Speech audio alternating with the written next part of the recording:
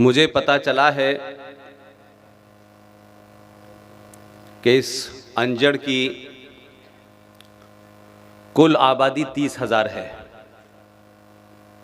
अब घर पे कितने लोग बचे हैं मुझे पता नहीं है।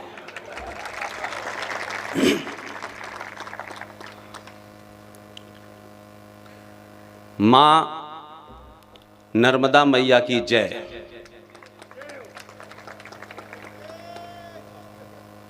आज के प्रोग्राम के मुंतजमीन, आयोजक, ऑर्गेनाइज़र स्वामी अमूर्तानंद पुरी सेवा न्यास,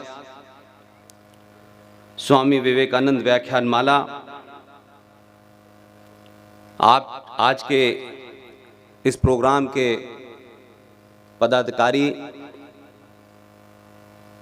अध्यक्ष जितेंद्र परमार जी,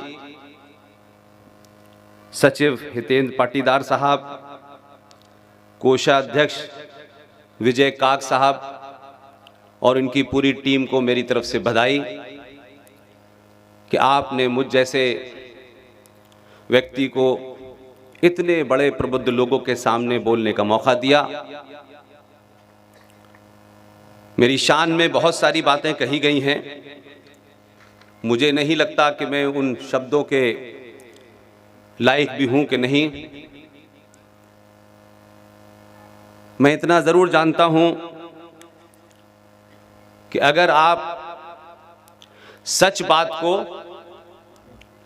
जोर जोर से कहें और लगातार कहते रहें बिना इस उम्मीद के कि इसके बदले में आपको क्या मिलेगा, तो पूरी दुनिया आपको सुनती है।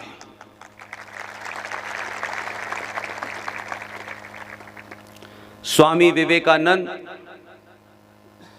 जिनके नाम से आज की व्याख्यान माला का आयोजन किया गया है, मात्र 30 साल की उम्र में उन्होंने पूरे विश्व को एक संदेश दिया और मात्र 39 साल में वो दुनिया से चल बसे।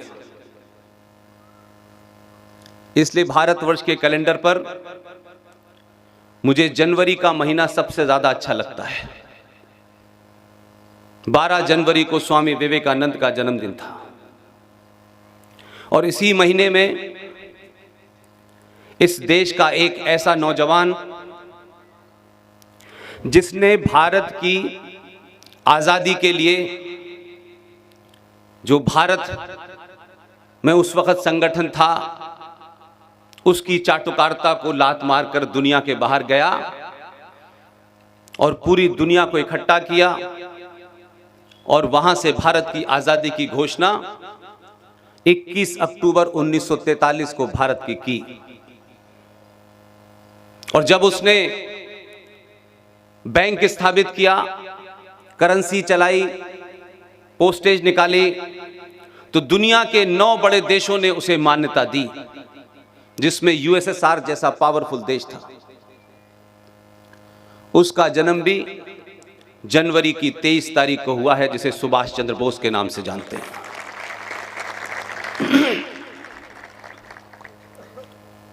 मैं अक्सर बहुत लोगों से इस बात को सुनता हूं कि भाई परिवार के बहुत सारे दबाव हैं, परिवार की बहुत सारी जिम्मेदारियां हैं, इसलिए अभी हम राष्ट्रवाद की इस लड़ाई में नहीं कूदना चाहते, रिटायरमेंट के बाद आएंगे। मैंने कहा शायद उस वक्त तक जरूरत भी न रहे फिर आपकी। ये बात मैं इसलिए कह रहा हूं कि सुभाष चंद्र बोस, वो कुल मिलाकर 14 भाई बहन थे। परिवार की स्थिति बहुत अच्छी नहीं थी। उन 14 परिवार बच्चों में सुभाष 9वें नंबर के थे, लेकिन जो सुभाष करके गए उन्होंने किसी रिटायरमेंट की चिंता नहीं की। उनके पिताजी ने उनसे कई बार इस बात के बारे में बात की कि तुम्हें पढ़ने लिखने से कोई इंटरेस्ट नहीं है, तुम बेकार आदमी हो। उन्होंने अपने पिता की इस बात को एक चुनौती के रूप में लिया और उस वक्त का सबसे बड़ा एग्जाम आईसीएस के एग्जाम में वो बैठे, लिस्ट निकली, उनका नाम नहीं था। बाद में पता चला कि जो 5 टॉपर हैं उनकी लिस्ट अलग से निकलेगी। जब दूसरे दिन लिस्ट लगी तो सुभाष का नाम सबसे ऊपर था, लेकिन सुभाष चंद्र बोस ने एक बेहतरीन कैरियर, जिसके लिए उस वक्त के लोग, उनकी इच्छा होती थी कि कभी वो आईसीएस बन जाएं, उन्होंने ज्वाइन किया और दूसरे दिन इस्तीफा दे के कहा कि ये मेरे जगह नहीं है, मैं किसी और काम के लिए बना हूं। इसलिए ये मत सोचिए कि समय मुफीद है या नहीं है, परिस्थितियां ठीक हैं कि नहीं हैं। जिस दिन से भी आप ये कार्य शुरू कर देंगे, मुझे लगता है कि इस देश में अगर हम एक कट डेट भी ले लें 1947 की, उससे पीछे के बारे में बहुत सारी बातें हैं, कही जा सकती हैं, लेकिन 47 ऐसे लगता है जैसे कल की घटना हो। 47 के बाद से लेकर के 2014 तक इस देश के राजनीतिज्ञों ने, सत्ताधारियों ने, विचारधाराओं ने, पार्टियों ने इस राष्ट्र को बेच दिया। यह देश पहले भी चल रहा था और आज भी चल रहा है और चलता रहेगा, लेकिन राष्ट्र हर दिन मर रहा है। इसलिए हम जब ये समझते हैं कि देश और राष्ट्र जो है वो एक ही चीज है, इसलिए हमारी कल्पना में देश एक भूमि का टुकड़ा होता है, उस टुकड़े की रक्षा के लिए सेना बनाई जाती है, उस देश को चलाने के लिए एक सरकार होती है, एक व्यवस्था होती है, उसमें एक जुडिशरी होती है, उसमें पुलिस होती है, उसमें शिक्षा व्यवस्था होती है। ये देश के अंग हैं। लेकिन दुनिया की सबसे पुरानी सभ्यता के मानने वाले, पूरी दुनिया को ज्ञान देने वाला समाज आज सबसे ज्यादा अंधकार में है। इसलिए राजनीतिक लोगों ने क्या झूठ बोला, क्या सच बोला, उनसे मेरी कम शिकायत है कि राजनीतिक लोगों का चुनाव जीतना और सत्ता तक पहुंचना, इस मैथमेटिक्स से आगे उनका कोई काम होता नहीं है। लिहाजा राजनीतिक लोग नारे और नैरेटिव भी अपने स्वार्थ के हिसाब से बनाते हैं कि इस नारे से कितना फायदा होगा और यह नारा कब तक चलेगा। लेकिन मैं मानता हूं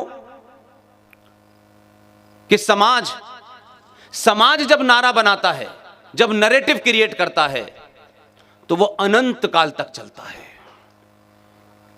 लिहाजा हम सरकारें बदलते हैं, व्यवस्था में कुछ थोड़ा बहुत बदलाव होता है, लेकिन कुल मिलाकर के ये देश कभी तेज गति से, कभी हल्की गति से चलता रहता है।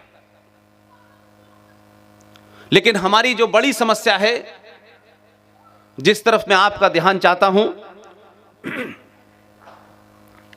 कि आखिर ये राष्ट्र है क्या। हम नेशन की बात करते हैं, तो नेशन और देश में, कंट्री में फर्क क्या है। तो जब आप इसको मिक्स कर देते हैं तो आपका यह अंदाजा आपको नहीं रह पाता कि कब हमने धीरे धीरे राष्ट्र को देश में बदल दिया और देश सरकार में बदल गई और सरकार को सब कुछ मान लिया कि सारे काम सरकार ही करेगी। लिहाजा आज 2014 से पहले जितने भी झूठ बोले गए हैं, राजनीतिक तौर पे, शिक्षा में, इतिहास में, एंटरटेनमेंट में, जब तक आप उनको सही करेक्ट नहीं करेंगे, उनकी परिभाषा सही नहीं करेंगे, आपके भविष्य में हमेशा चुनौती बनी रहेगी। सरकारें आएंगी, सरकारें जाएंगी, कुछ बदलेंगी, थोड़ा बहुत ऊपर नीचे कुछ होगा, लेकिन आमूल चूल परिवर्तन नहीं हो सकता जब तक समाज नहीं खड़ा होगा।